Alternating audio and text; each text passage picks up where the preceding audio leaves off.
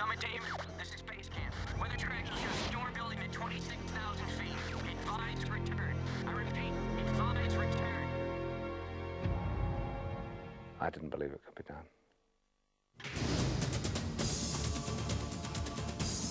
I'm pulling the plug. I thought I was paying you to get me to the top. I think we should keep going. You only win big when you risk big.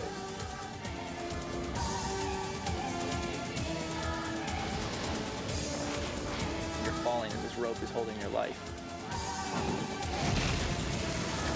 Nobody died yet. Hopefully nobody will die. The only true way to affirm life is in the face of death.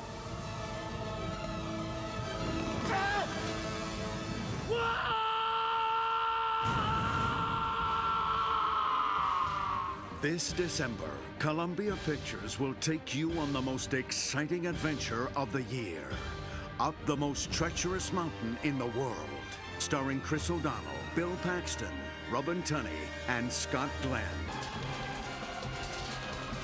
Hold your breath as filmmaker Martin Campbell, director of GoldenEye and The Mask of Zorro, takes you to the vertical limit. This emotionally charged action-adventure story is about a brother who risks everything to rescue his sister and her Summit team by scaling K2, the world's deadliest mountain peak, in a race against time. Our camera team joined cast and crew on location in this beautiful but treacherous environment to bring you a unique and revealing look at the making of Vertical Limit. It's just impossible. And the only way to do it is just to go at it. This is one of those films where when an actor says, well, I'm an actor, I can look like a climber, it didn't work. We needed to put all our actors through a very rigorous 4-week climbing and training period. That's it. Indoors, the actors begin an intensive training course under the watchful eye of a team of world-class climbers. We had the full mountain climbing boot camp. The second day I was here, they helicoptered me up to that mountain, actually. We've done a lot of climbing out here on the rocks. We've done a lot of ice climbing. Quite a bit of training, actually. I mean, it's a pretty physical movie. They've all did a month of climbing, and oddly enough, it's paid off. They put crampons on my boots and ice picks in my hands and said climb, and that was my introduction to the climbing here. The hazard is, if you fall off, you're not going to hurt yourself in the snow, but if there's someone below you and you rake them with the crampons, you could do them some damage. Outdoors, they have just 4 weeks to become mountaineers. Quite a challenge if you're from New York. I never went to sleepaway camp. My parents never went camping. We built forts in the living room. That's about my extent with nature and camping before this. As an actor, you're treated like a child most of the time. You get actor-proof everything. It's like being 3, because they don't want you to hurt yourself. Go up there higher. We're training, and they put razor-sharp crampons on my feet. And I was like, no. It's a mistake. I'm an actor. I'm an idiot. I can't have these things on my feet. They do it without hesitation, and they throw themselves into what would otherwise be fairly precarious stuff for actors to do. Ice climbing is some good action. I like that we've been thrown right into it. We didn't have to take 10 years of classes. I thought the only thing I wouldn't like was ice climbing, which I figured would be kind of scary and dangerous. Just terrified me. And then when I kicked the first crampon in and put the first ice tool into the ice, it just put a huge smile on my face. And it's like climbing up the side of a giant diamond made by God. Okay. Yeah.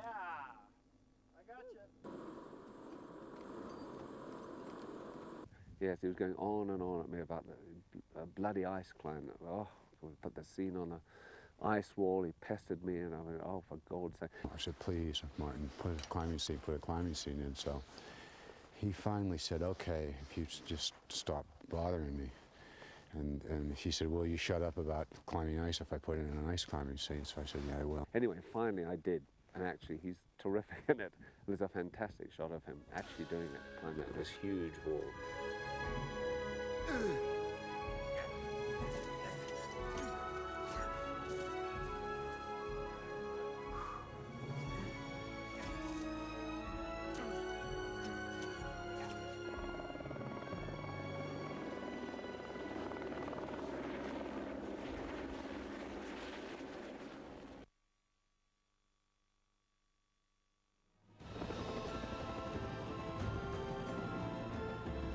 Like an invading army, every morning a fleet of helicopters transports 60 crew and 20 tons of equipment high into the southern Alps of New Zealand. It's a logistical nightmare, actually. The whole crew plus all the equipment was sent up to wherever the location. Often it was about 20 minutes away. It's, say, 10,000 feet, and first of all the equipment would be flown in, all the catering would be flown in, the toilets would be flown in.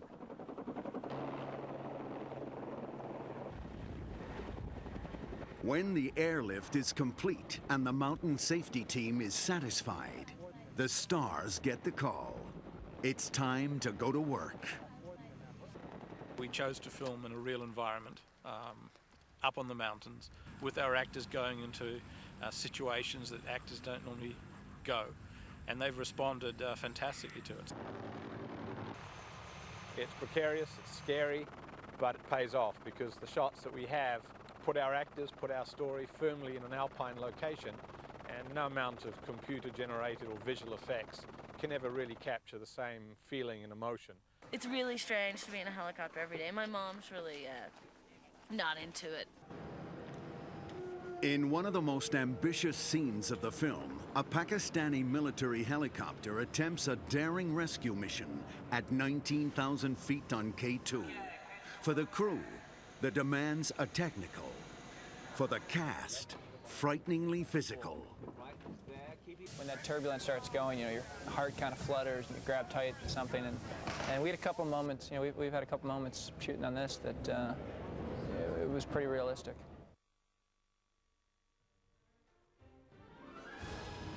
Three climbers who are going to the summit of K2 find themselves trapped in an ice cave. 6 people go up the mountain to rescue 3 people who are trapped.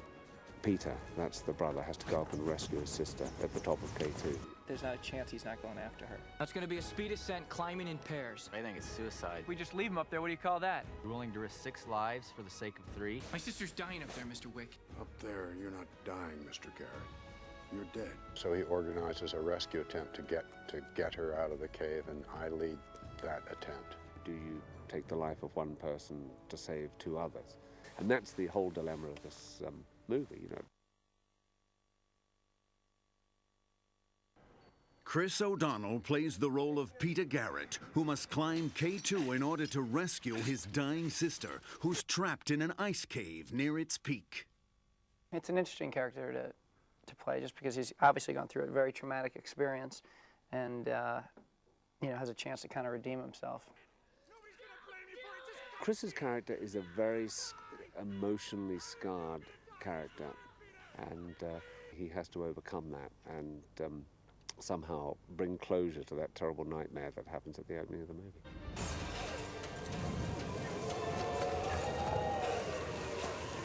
Because again, it is an action film. Anytime they stick you into a little scene that is, there's no way to ramp up for it really. It's just kind of jump into this spot and your sister's about to die, there's blizzards in your face.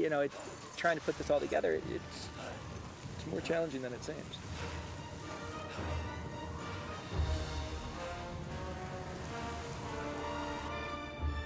It's a tough role. On the one hand, he has to have that emotional scar. On the other hand, he has to be very tough and resilient to get up the mountain. Chris would prove exactly how tough and resilient he was by rising to the challenge of descending the face of a 2,000-foot cliff for one of the movie's most adrenaline-charged scenes. They're not too bad. Cool. They're not shaking too bad. The fact that we went to these locations and, shot the movie where we did, is definitely going to make a difference on screen. Okay, now you sit into it, let it take the weight. Audiences are smart and they can tell when something's real and something's fake. And I mean, we were just in some of the most ridiculous locations you can imagine.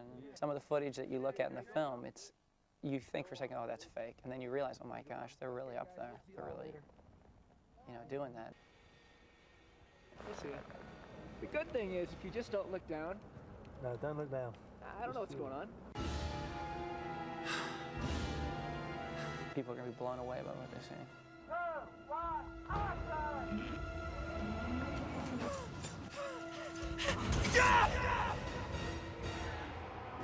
That's cool. That's fun. Separate one, I suppose. I'm glad it's over. At least that part. Robin Tunney plays Annie Garrett, Peter's sister, who's hired as an expedition leader by an eccentric millionaire to summit K2. Vaughn's an aggressive guy, but he knows what he wants and he goes for it. I admire him. I liked the character because she was incredibly individual in her own person. A lot of times when you're looking for roles in film as a woman, you're sort of the girlfriend or the wife or the daughter or the appendage. And this woman is, she's very independent, and that's hard to come by. And I also wanted to learn how to climb. Robin's character, Annie Garrett, she believes in self-sacrifice. You have. We can't waste resources on a lost cause. Saving somebody's life is not a lost cause. It is if you know they can't be saved. Why should 3 people die if 2 can live? She'd rather give her life than save, to save somebody else's. And he's sort of more of a Darwinist, survival of the fittest, and he's out for himself. Bill Paxton plays Elliot Vaughan, a wealthy and ambitious self-centered entrepreneur who wants to conquer K2 in order to make a life statement. He's very much a man, a self-made man with his own self-made laws, and when push comes to shove, by golly, he's going to live through this thing at any cost. You know the reality, even if they get to us in time, they're not going to be able to carry you down. Not from this altitude. Now, Annie wants to give you the decks. I understand that, I do. But you and I know. It's just delaying what's inevitable. It's a great character to play. It's a character that he doesn't apologize for his actions. So you might like him, you might not like him, but by God, you're going to respect him. This is Summit Team. Annie Garrett, is that you? It's Elliot Vaughn. Who's this? Montgomery Wick. There is something between Wick and Vaughan that we don't know what it is to start with, but gradually the story unfolds. There's a history between those two. Scott Glenn plays Montgomery Wick, a reclusive, rugged mountaineering pro who is motivated by revenge into rescuing the ill-fated Summit Team. Yeah, I'm gonna kill him. I can't let you do it. Peter, do you know where you are? Above 24,000, you're at the vertical limit. You're already dying. Look at you.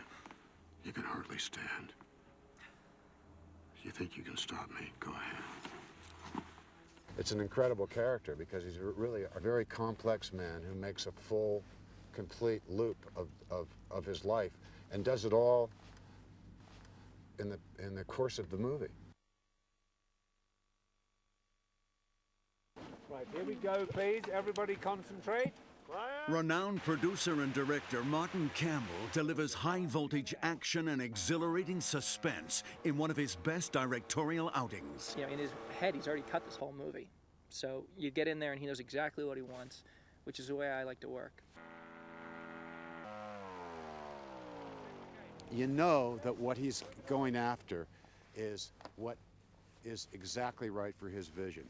And as an actor, that makes you really feel secure that that you're going to wind up with something that's good. Don't do that because it looks like she's got such a fright she turned. Do you see what I mean?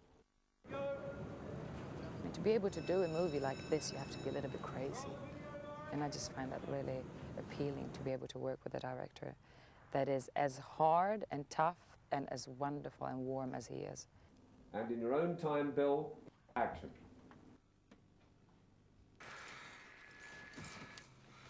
Come in, base. This is Summit Team. Do you read me?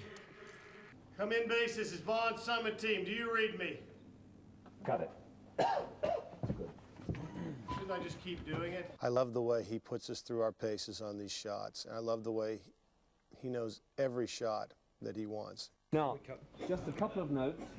Take the step. Don't dwell too long before you do it. But just make them sort of...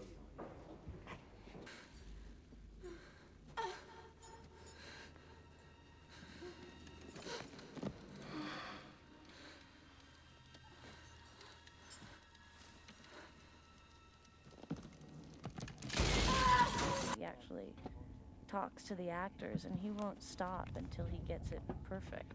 You know, actors have got to trust you that you know what you're doing, and that you know... The secret of all directing is to know the script and the characters better than anybody else, as simple as that.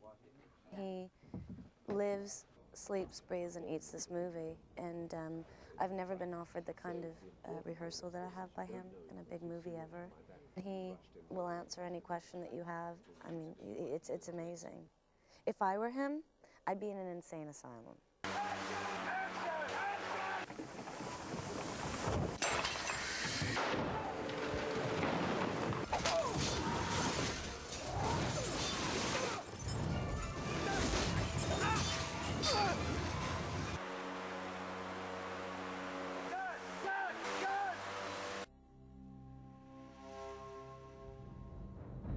K2, the most deadly, the most feared, the most highly prized jewel in mountaineering's crown.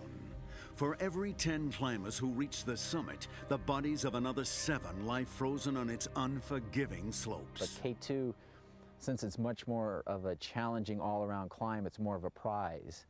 And there's a lot of climbers that are willing to push beyond certain logical limits just to climb the mountain, and as a result, a lot of people get into trouble on K2 and often don't get down. The mountain plays the monster, basically. I guess it's the monster that they have to overcome. If you think of George and the Dragon, well, it's the dragon. Cut it, and we cut. Feet up for you. Yeah, not bad. Steve, just hold there for a minute. Just go to your rider whisker.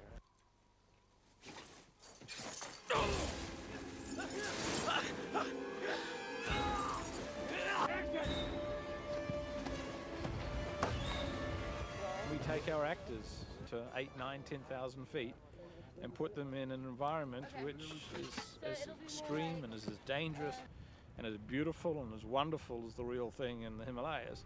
Mount Cook, a worthy stand-in for the deadly K2, can be just as treacherous for those prepared to take their endeavor to the vertical limit. The glaciers are as big, the crevasses are as deep, the terrain is as steep, the weather is as bad, and the scenery is as beautiful. So it's a very good location to shoot a film like this.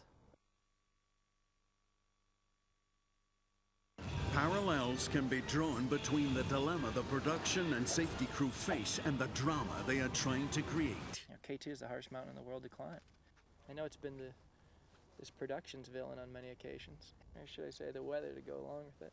And it's a little scary because the storms can move in so fast when you're up there.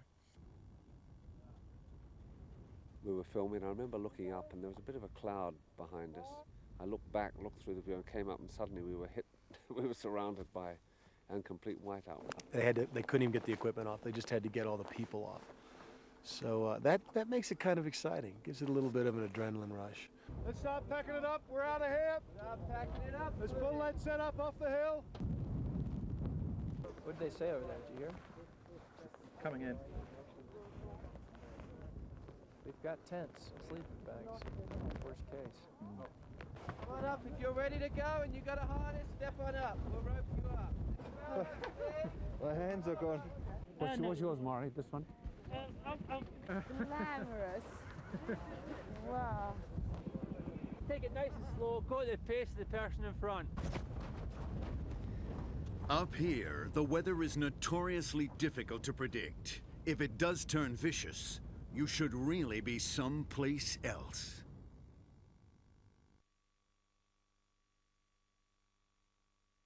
Ed Viesters. It's an honor to meet you. Elliot Vaughn. Nice to meet you. Hey, you wouldn't believe this guy. 5 times up Everest. One of the only men to climb 12 of the world's 14 highest peaks. All without oxygen. I was there in '92, and on our ascent to the summit, it had started as a really nice day, and the clouds then slowly rose up and engulfed us, and it started to snow. And we kept climbing, and all of my bells and whistles were saying, Ed, turn around before it's too late. And the guys that I were with weren't really as alarmed as I was, and I should have listened to my intuition and turned around, but I kept putting off that decision every half hour, and the next thing you knew it, I was on the summit. But coming down, it was quite harrowing, and I thought we weren't going to make it down because of the severe avalanche conditions. And you know, when I did make it down, I was real angry with myself for what I'd done just to get to the top of the mountain. Start to realize the high that these guys must get when they summit these incredible mountains. And some of the stories that these guys have, I mean, a lot of them have been in truly life and death situations. It was the only mountain I'd ever been on where, you know, people climbing around us were dying. But I do admire these people, but it seems like in retrospect, a certain foolhardiness to defy nature and try to get up to a position where if the weather changes at all, and suddenly you're in a death sentence up there. If it storms high on K2, my advice to anyone going to K2 is to drop everything and run for your life. It's just a really unforgiving mountain to be on, and when a storm's coming. You've got a major storm coming in from the south. You've got to start down. Who is this? Peter Garrett, did you copy about the storm? The scenarios on the movie, I mean, the weather and the fact that there's people, you know, pushing very hard for the top, not willing to turn around. Those are all very typical scenarios. I'm sorry, Elliot. I am. But you are paying me to make these decisions. I thought I was paying you to get me to the top. I think everybody can say ideally how they'd react in a life or death situation. None of us are gonna make it. You wanna survive? Go and get it.